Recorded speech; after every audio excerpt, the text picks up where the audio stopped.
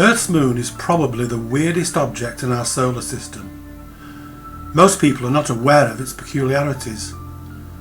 We see it each night, passing from full to new and back to full again. It's always been there, and so, in the main, we just take it for granted. Moons are not at all unusual. Many planets in the solar system have them, and the giant planets have many, but none of them defy the laws of logic or shout their absolute oddness like our moon does.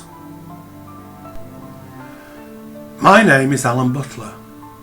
I'm a researcher, writer, broadcaster and a time messenger. In this slideshow and commentary, I want to introduce you to the moon in a way you've never seen it before. So if you have a couple of minutes to spare, I think you might be very surprised. First of all, Earth's moon is extremely large in comparison with its host, the Earth. Most moons in the solar system are tiny in comparison with the planet they orbit, and this is important. Mars, which is significantly smaller in size than the Earth, has two moons, called Phobos and Deimos. In comparison with Mars, both Phobos and Deimos are tiny, and that means that as they orbit Mars, they have little or no effect on the planet as a result of their gravitational force. The same is true with all the moons of the big gas giants such as Jupiter. In comparison with Jupiter, its moons are nothing more than tiny specks, but that is certainly not the situation with our moon. The moon is just under a third of the size of the Earth. In fact, it's so big that some astronomers have wanted to call the Earth and Moon a binary planetary system rather than a planet and a moon. And if the moon had the same relative mass as the Earth, this would certainly be true. For the sake of this exercise, you can think of mass as being weight, and it is in this regard that things start to get really odd. Although the moon is almost a third the size of the Earth, it has much less mass. In fact, only around 1/81st part of the Earth's mass. In a way, we could think of it a bit like a large balloon, which definitely has size but weighs very little. Of course, a balloon is filled with air, whereas the moon is solid, but it is made of very lightweight rock.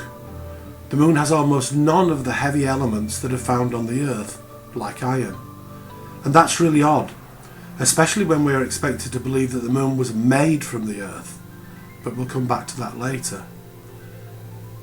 In a visual sense, the oddest thing about the moon is that when it is seen from the Earth, it looks exactly the same size as the Sun. Of course, this isn't the case. The Sun is much more massive than the moon, but it's further away from us.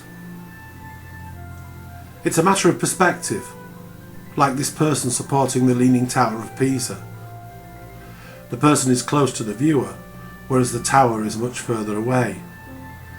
The moon looks exactly the same size as the Sun because it is 1/400th part of the size of the Sun, and it orbits 1/400th of the distance between the Earth and the Sun. This has been described, even by astronomers, as probably the most incredible coincidence imaginable.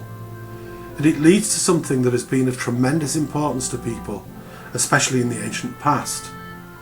It is possible at certain times for the moon to pass across the face of the Sun and to block out its light, turning day into night. This happening is called a total eclipse, and it must have sent our ancient ancestors into an absolute panic. So much so that anyone who could predict a total eclipse might have been considered a god, or something very close to one. It would certainly have given such a person a great deal of power, because nothing expresses the moon saying, "Look at me very closely," more than a total eclipse. Most astronomers, astrophysicists and the like now admit freely that if it were not for the moon, we could not be here at all. It's only recently that we've begun to realise how much we owe to the moon.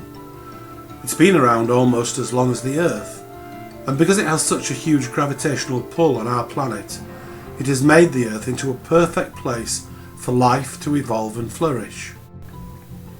For a start, the presence of the moon slowed down the spin of the Earth, which at one time was revolving on its axis every 2 hours or so.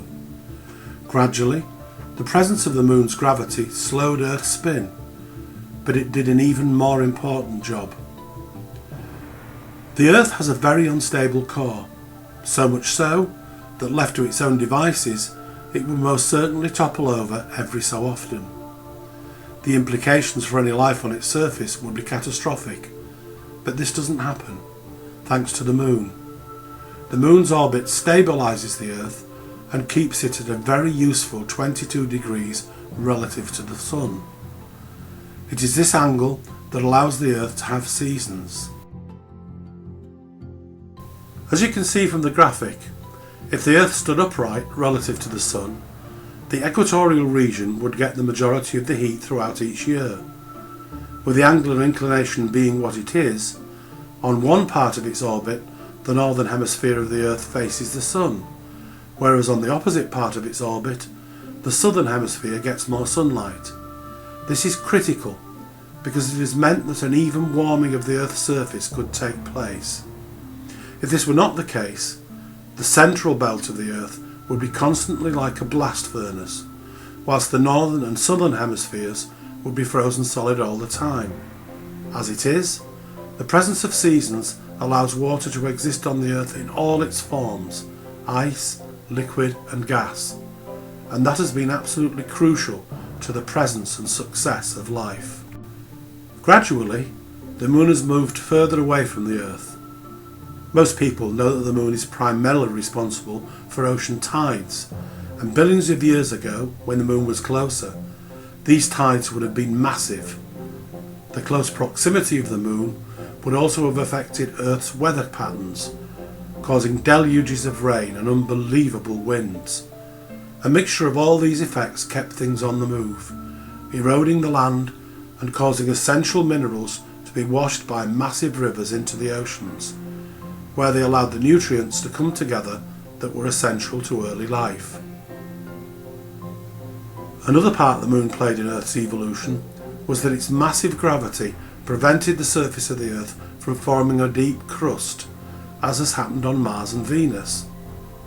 The moon's presence inspired something called plate tectonics, in which great plates of rock move around the Earth on the underlying mantle. This in turn has caused faults, through which red-hot material from down below has found its way to the surface in the form of volcanoes. As frightening as they are, volcanoes have been essential to the Earth and life. Because the plates move, hotspots move too. They have never been concentrated in specific areas for more than a few million years. But all those volcanoes brought up new materials and minerals from the lower reaches of the Earth.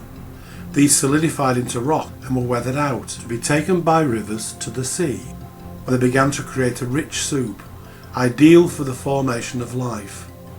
Thanks to the moon, the Earth has remained dynamic, but in a very controlled way, never too much of anything, but a perfect balance in all respects. So in maybe a dozen ways, the presence of the moon has made it possible for the Earth to become a haven for life, including us. The whole thing is so incredibly unlikely that one astronomer said, "The moon is so unbelievably odd that rather than trying to answer all the questions it throws up, it would be easier to pretend that it didn't exist at all." But what you've seen so far is only a small part of the moon's peculiarities. In the next video, go into those areas that scientists choose to ignore or about which they know nothing. We're going to start with the question, how did the moon come into existence in the first place? The answers are staggering, so look out for part 2 of What's Wrong with the Moon.